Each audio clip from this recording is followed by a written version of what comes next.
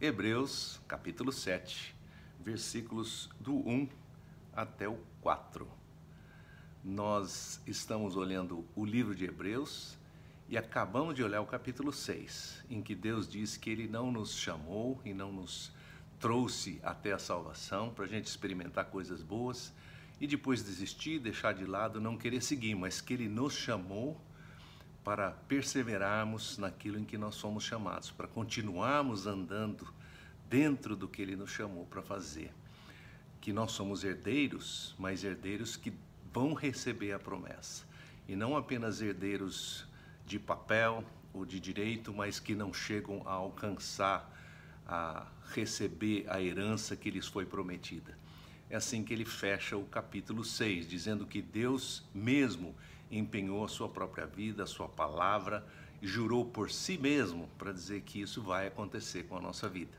Então nós estamos, num certo sentido, muito bem garantidos. Se Deus é o provedor, se Deus é o fiador das suas próprias promessas, então, como diz Paulo lá aos Filipenses, Ele vai levar até o fim aquela boa obra que Ele começou na nossa vida, não é mesmo?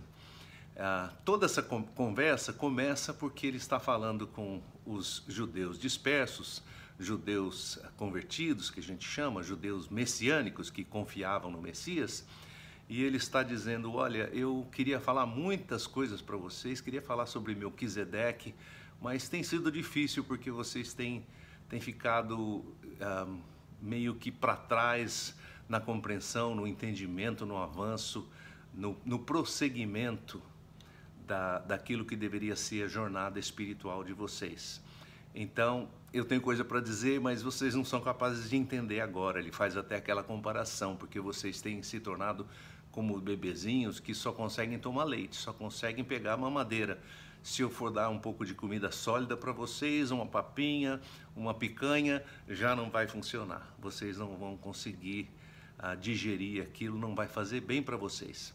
Mas, depois que ele fala tudo isso, ele ainda acaba voltando para Melquisedeque, que é aqui que nós estamos hoje. No capítulo 7, ele começa a falar sobre Melquisedeque. Melquisedeque é uma figura, eu entendo porque que ele estava vacilando em falar sobre Melquisedeque com eles, porque é realmente uma figura enigmática, a gente não sabe exatamente, porque não há informação suficiente na Escritura, mas a informação que existe já é boa para nós, né? E ele volta então para esse tema de Melquisedeque, e ele vai dizer, eu creio assim, tá? Melquisedeque é uma figura, é um arquétipo, como a gente chama, é uma figura que representa o próprio Messias no Antigo Testamento. E eu vou explicar por quê. Quando eu ler esses versículos, você vai entender plenamente.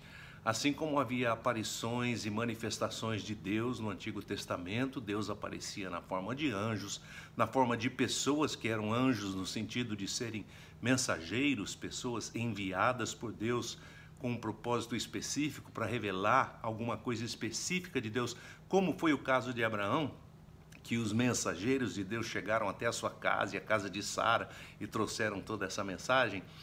Aqui também. Só que, no caso, esse mensageiro é um mensageiro diferenciado.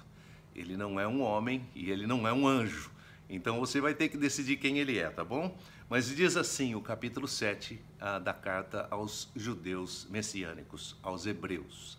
Melquisedeque, rei de Salém, cidade da paz, sacerdote do Deus Altíssimo, encontrou Abraão que voltava da batalha onde havia derrotado e matado diversos reis. Deixa eu explicar um pouquinho para você entender o que é isso. Abraão saiu agora matando gente, que herói da fé que é esse?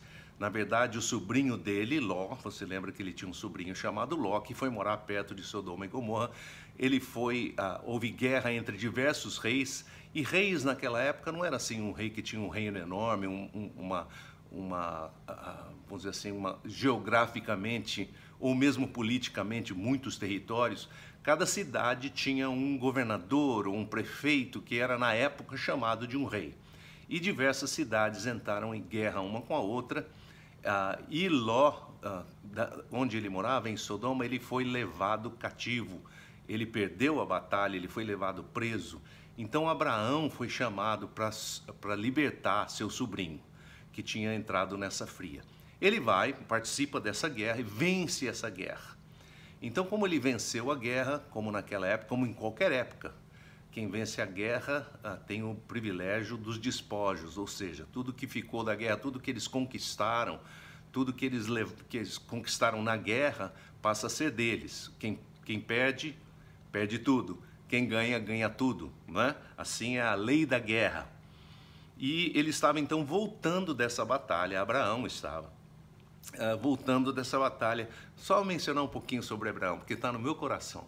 Abraão é essa figura também sensacional, né? Abraão é o nosso pai da fé para todos os judeus. Ele é o nosso pai da fé no sentido, Paulo diz que ele é pai da fé nosso, dos cristãos, porque ele creu nas promessas, ele não precisou de mais nada senão da palavra de Deus para se agarrar. Então ele é o pai daqueles que creem, ele creu, foi o primeiro que creu. Ele nos mostrou o que é de fato crer, deixar tudo que você tinha para trás.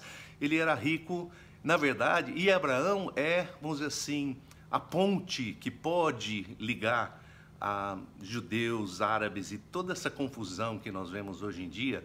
Abraão é uma figura comum de todos esses. Então, ele é respeitado pelos árabes, ele é respeitado, ele é considerado um patriarca entre eles, ele é respeitado pelos judeus, ele é um patriarca dos judeus. Por quê? Porque, na verdade, ele era um iraquiano. Ele nasceu onde seria hoje o Iraque, em Ur, que era na Caldeia, entre os caldeus, que hoje é o Iraque moderno.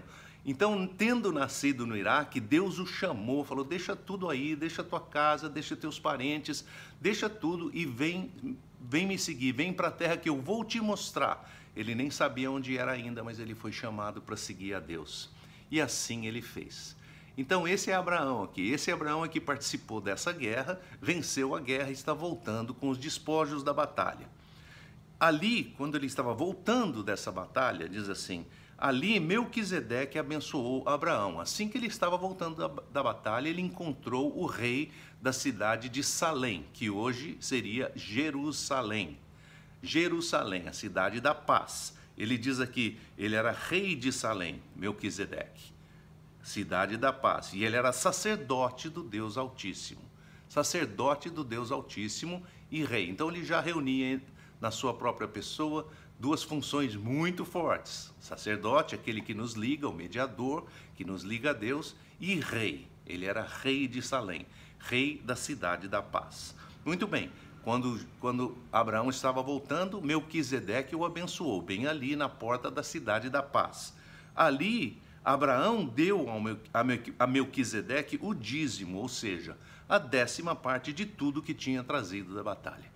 Então aqui que aparece esse conceito do dízimo. Eu sei que é um conceito controverso hoje, porque muita gente tem usado a ideia do dízimo e a questão de contribuir e de você participar de qualquer organização, mas a igreja em particular, com o dízimo e como os pastores, sei lá, não quero nem entrar no mérito, mas usam todo esse ensino para tirar dinheiro das pessoas ou de uma maneira indevida.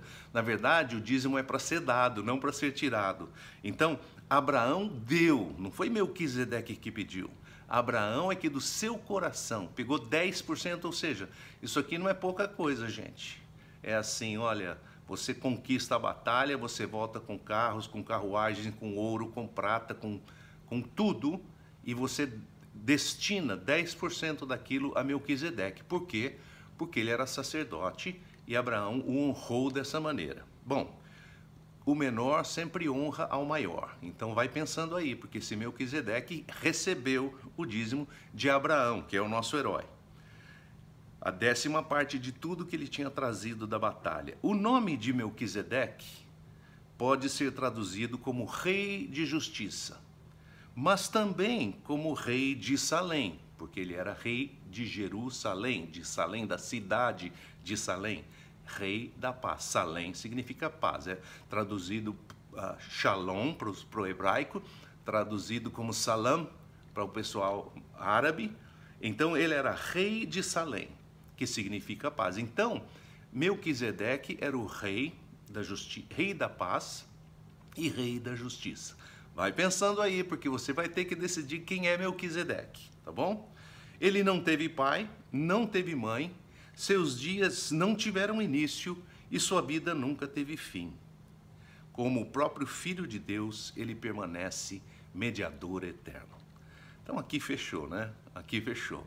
Aparece um sacerdote no meio dessa guerra, no meio dessa confusão, lá no Oriente Médio. Faz tempo que tem guerra lá, né? Então, no meio dessa confusão, esse sacerdote aparece. Ele não teve pai, não teve mãe, seus dias não tiveram início, sua vida nunca teve fim. Como o próprio Filho de Deus, ele permanece como mediador eterno.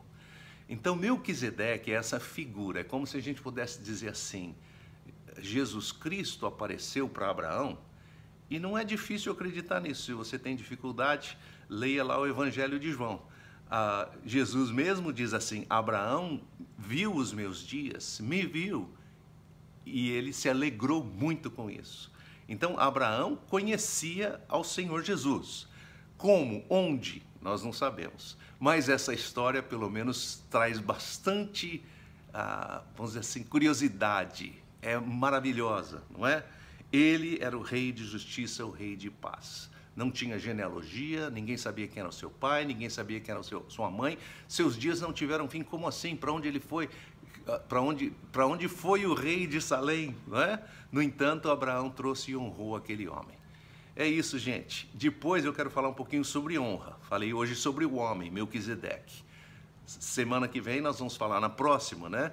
Nós vamos falar sobre a honra que foi dada a ele e por quê. Tá bom? Boa semana para vocês. Deus abençoe.